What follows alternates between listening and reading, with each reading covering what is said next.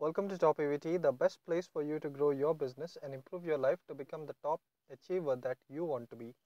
In this video, this is a video that has been requested. One of my viewers has asked me how to increase the mileage, how to get more bang for the buck from every drop of petrol or diesel that you are using. How do you do this? Well, you actually catch me on one of my trips. I actually have been driving a lot today, and now I'm actually headed home. Not, I'm not traveling interstate or anything, but I am traveling a lot today. I have been going around a lot, so this is a good day to maybe answer this question.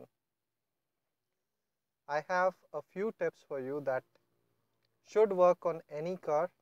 It works good on my car, and I think it should work good on your car as well. What you do is first drive smooth. That's the best word you can use for it. Don't be very aggressive with your throttle. Don't be, like overtaking a lot. Don't be aggressive in your acceleration and also braking. Some people are smooth with acceleration, but they constantly keep on braking. Don't do that as well.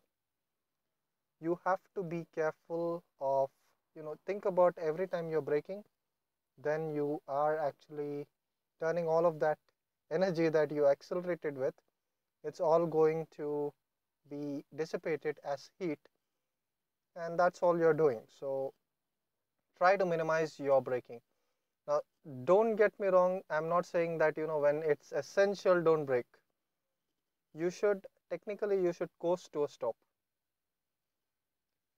One of the misconceptions I see people doing is they actually use their neutral, that is, whenever they are coasting, they'll actually put the car back into neutral. That can be helpful at times, but I would suggest avoiding it until unless you're going downhill.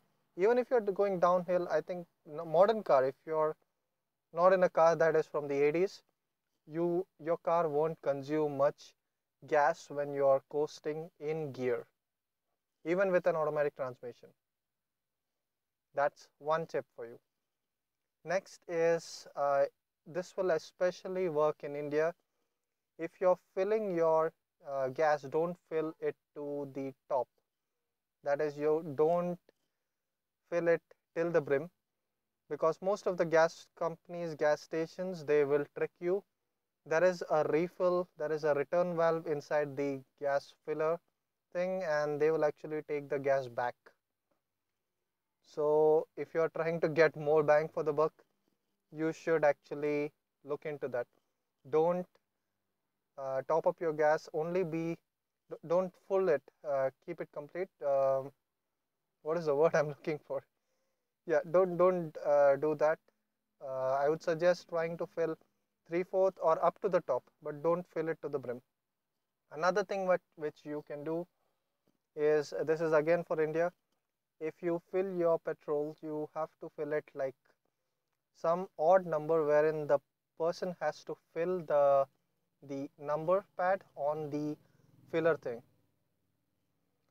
So if you're filling 1000, don't say 1000, because that way what will happen is they have already set it up in such a way that if you put 1000 on that keypad, when they put P1 or the memory one, that thing will only fill maybe 950 rupees of petrol, but it will show 1000.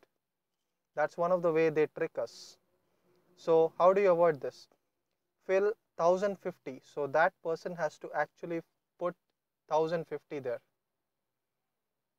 So some odd number like that, if you can put that number over there, some odd number, that will be the best. This is how the gas companies trick us. I'm sure that there is something similar in even other countries. You have to look out for these kind of things. The next thing that you will have to look at is, if you are driving, if it is possible, use highways. This is not always possible, but try to use highways. If you have a good 4-lane highway option available, even with tolls, it will pay off, because you will be constantly able to keep high speeds That in turn will lead to higher mileage. Don't drive with your windows open. This is another tip. Many people think that if you drive with your windows open, you're going to get better gas mileage. No, your car has been built aerodynamically, and if you keep your windows closed, you will get better gas mileage even with the AC on. So you can drive with the AC on, but another tip that you have to understand with this is don't use a lot of accessories.